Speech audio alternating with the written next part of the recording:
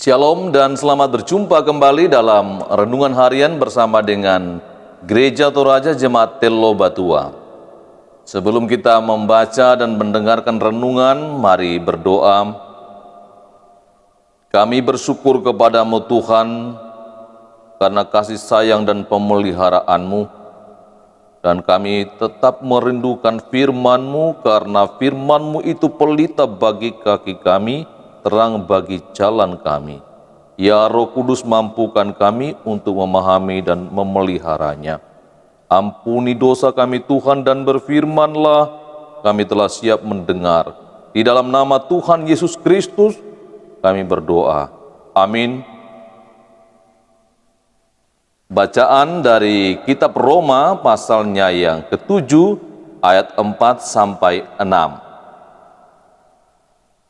Roma pasal 7 ayat 4 sampai 6 berbunyi, "Sebab itu saudara-saudaraku, kamu juga telah mati bagi hukum Taurat oleh tubuh Kristus, supaya kamu menjadi milik orang lain, yaitu milik Dia yang telah dibangkitkan dari antara orang mati, agar kita berbuah bagi Allah.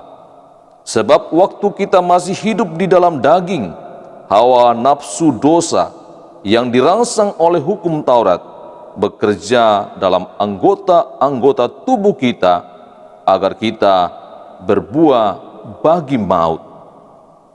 Tetapi sekarang kita telah dibebaskan dari hukum Taurat, sebab kita telah mati bagi Dia yang mengurung kita, sehingga kita sekarang melayani dalam keadaan baru, menurut roh, dan bukan dalam keadaan lama, menurut huruf hukum Taurat." Demikian bacaan firman Tuhan. Berbahagia kita yang mendengarnya dan memelihara dalam kehidupan setiap hari. Hari ini kita diberi tema dibebaskan dalam Kristus. Saudara-saudara yang dikasihi Tuhan, hukum atau aturan itu mengikat. Dalam pasal 7 ayat 1 itu dijelaskan bahwa hukum atau aturan itu mengikat ketika orang itu masih hidup. Rasul Paulus memberi contoh tentang orang yang menikah, bahwa selama ia menikah, seseorang itu atau suami istri diikat oleh aturan. Dan jikalau seorang perempuan atau istri pergi dan bersuamikan laki-laki lain, ia berzina karena ia masih terikat dalam aturan yang berlaku. Tetapi jikalau suami atau istri meninggal, maka yang hidup itu dibebaskan sehingga dapat menikah lagi. Ini dipakai Rasul Paulus kepada orang-orang yang ada di Roma yang mengerti tentang hukum.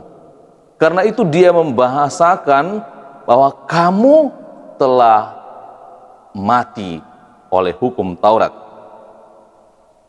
Ada yang mengatakan, yang Paulus maksud juga atau dengan bahasa lain, bahwa hukum Taurat telah mati.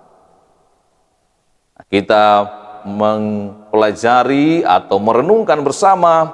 Pertama, kita dibebaskan dari kuasa hukum Taurat yang mengutuk itu, dan yang menghukum kita karena dosa yang kita lakukan.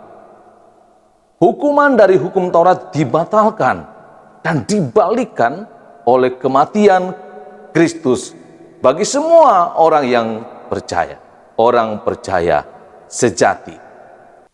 Hukum Taurat berkata, orang yang berbuat dosa harus mati. Tetapi kita telah dibebaskan dari hukum Taurat. Tuhan telah menjauhkan dosa itu.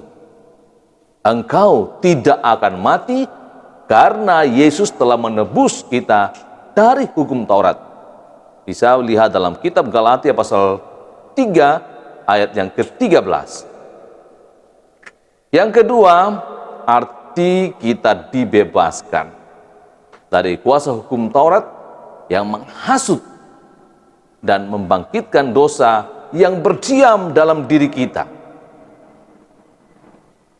Hukum Taurat hanya memerintah, melarang, dan mengancam manusia yang jahat yang jatuh dalam dosa dengan hukuman-hukuman. Tetapi hukum Taurat tidak menawarkan anugerah untuk menyembuhkan dan untuk menguatkan.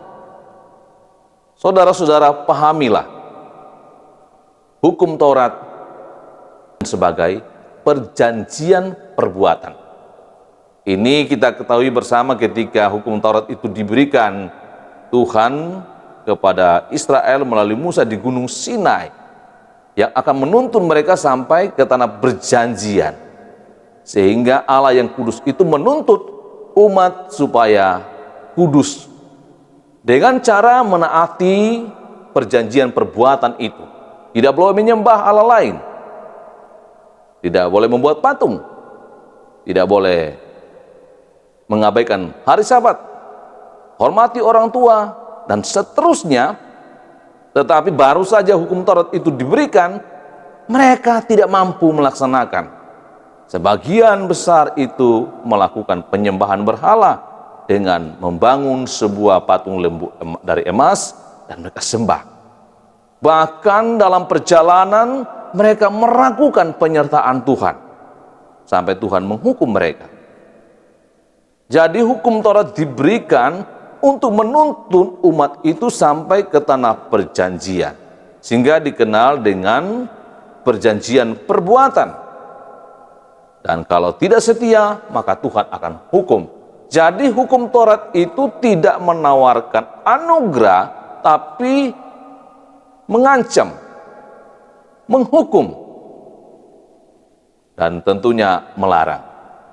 Jadi jikalau kita bisa memahami bahwa hukum Taurat itu sebagai perjanjian perbuatan, itu dengan alasan yang sederhana supaya kita kudus karena Allah yang kita sembah adalah kudus.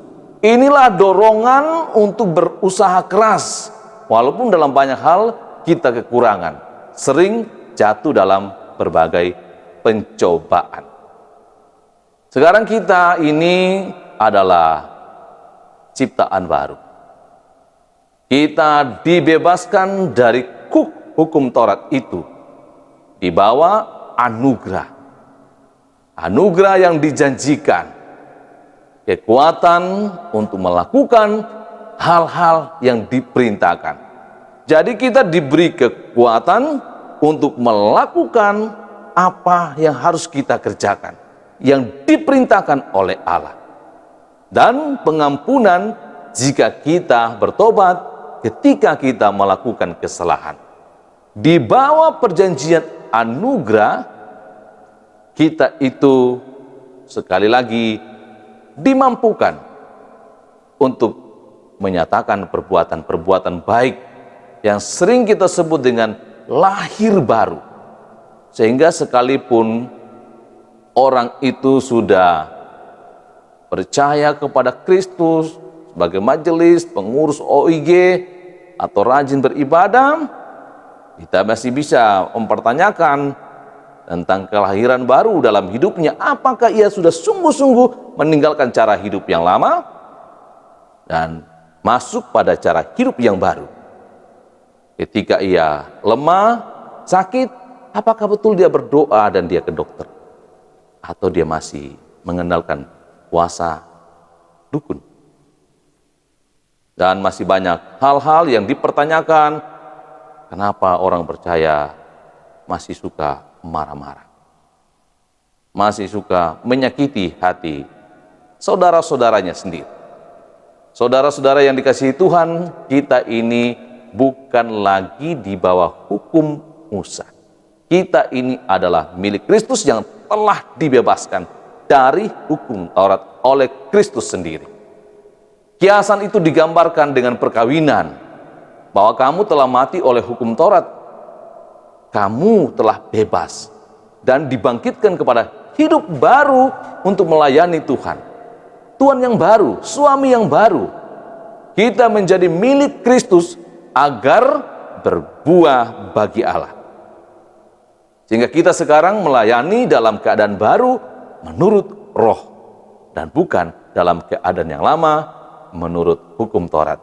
Karena itu, mari bersama-sama kita yang sudah dibebaskan, sudah dimerdekakan untuk melakukan perbuatan-perbuatan baik yang Allah perintahkan kepada kita, dan memohon kepada Tuhan agar Roh Kudus memampukan kita untuk bekerja, berkarya sebagai orang-orang yang telah dibebaskan, dimerdekakan, menjadi anak-anak Tuhan yang telah lahir baru.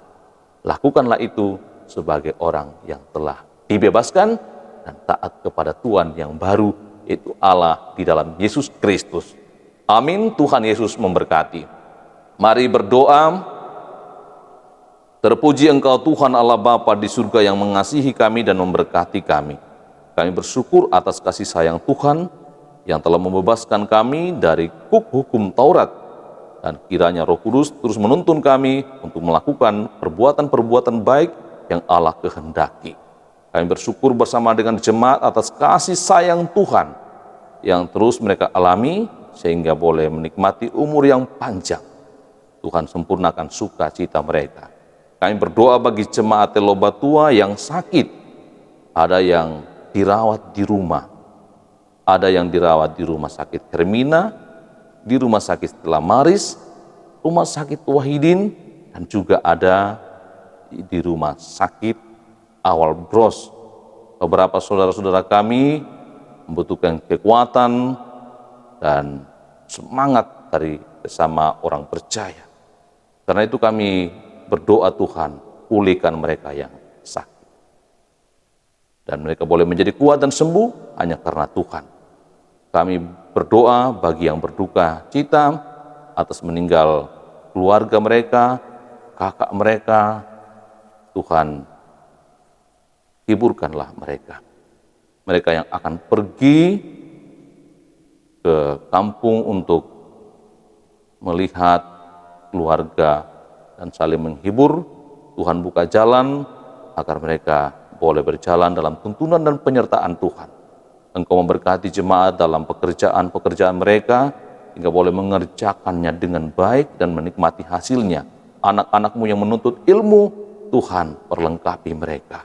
Ke dalam tangan Tuhan kami serahkan seluruh hidup warga jemaat Telobatua, sahabat-sahabat dunia maya, untuk tetap dilindungi, diberkati oleh Tuhan sendiri. Bangsa dan negara kami dalam perlindungan Tuhan, dan Tuhan memakai pemimpin-pemimpin kami untuk menjalankan tugas mereka, tanggung jawab yang dipercayakan kepada mereka, dan Tuhan turut bekerja untuk mendatangkan kesejahteraan bagi rakyat di Republik ini. Ampuni dosa kami Tuhan, dan terimalah doa kami yang kami naikkan kepadamu di dalam nama Tuhan Yesus Kristus. Amin.